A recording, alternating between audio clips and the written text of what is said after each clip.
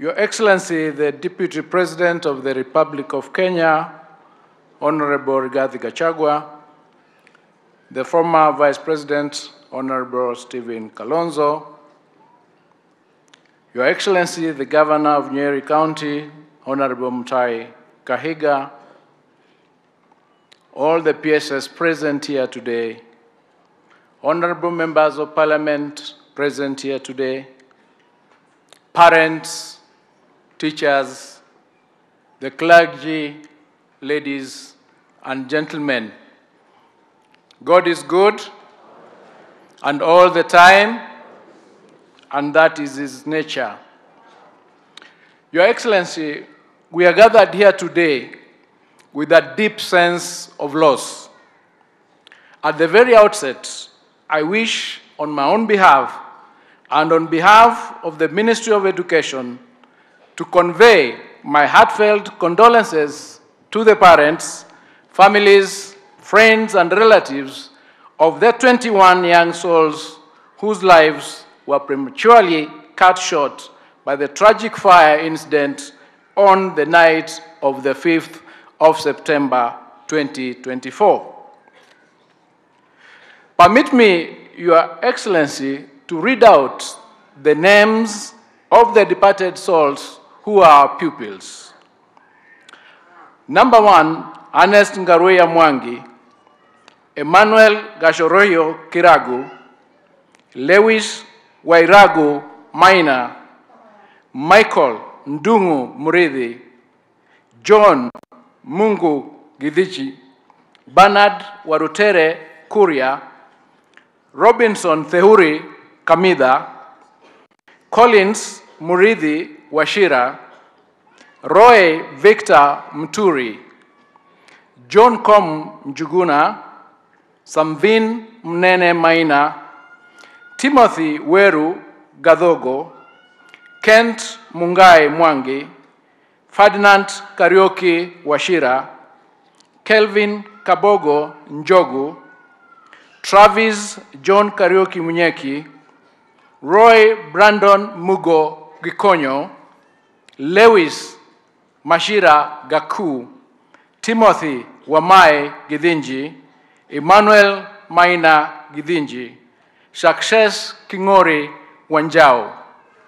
I have read these names because I want each one of us to know that they are not just numbers and that they are not going to be part of just statistics.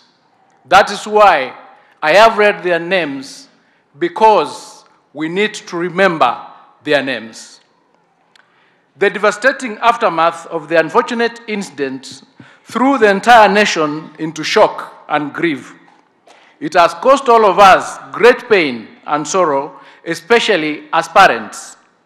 This has certainly been a particularly difficult and trying moment for the immediate families of the deceased children. Your Excellency, whenever we send our children to school, we do so in the hope and belief that we are preparing them for a healthy and promising future. We do not expect or even imagine that harm would befall them in the school environment. When tragic incidents such as this happen, our hearts are broken and we are left with much pain and regret. As the government, both at the national and county levels, we've made efforts to provide various support to the affected families. Other players, including governmental organizations, have also been very supportive. We will continue to give support as you send off your loved ones. We are acutely aware that this cannot wipe away your tears or take away the unimaginable pain of losing a loved one, especially at such a tender age, when they were full of promise. In this difficult moment, I wish to encourage the bereaved families, and with a word from the book of Psalms 147, verse 3, and it says, God heals the brokenhearted and binds up their wounds. I pray that as you go through this hard and trying time, that the Lord will give you the strength to endure, and that He will heal your hearts and bind your wounds. Only He can heal your hearts and grant you true comfort. Your Excellency, the loss of these young lives is not going to be in vain. As a ministry, we have made the decision that this has to be the turning point. Our schools must be safe havens for nurturing the potential of our children. Parents and guardians should not live with anxiety over the safety and security of their children in school. The children themselves must not live with concerns about their safety and security in the school environment. We are keen to establish the cause of the tragedy that cost these young lives. The Directorate of Criminal Investigation is leading in this process. And we, as a ministry, are also carrying out an audit to establish if there was any omission on the part of our officers. I want to give the assurance, Your Excellency, that we will hold to account anybody found culpable for this incident. Your Excellency, we have also commissioned a nationwide audit of all public and private boarding schools to determine the level of compliance with the school safety manual that is being established. We will take firm action to ensure compliance with the requirements of the manual. We will also take firm action to sanction those who have failed to ensure compliance with the manual. We want in the long run to guarantee the confidence of parents, guardians and learners, and indeed all stakeholders that our schools are not danger zones.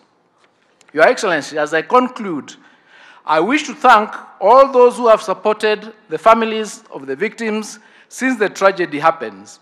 There has been an outpouring of support starting from the highest levels of government, led by His Excellency the President and Your Excellency the Deputy President.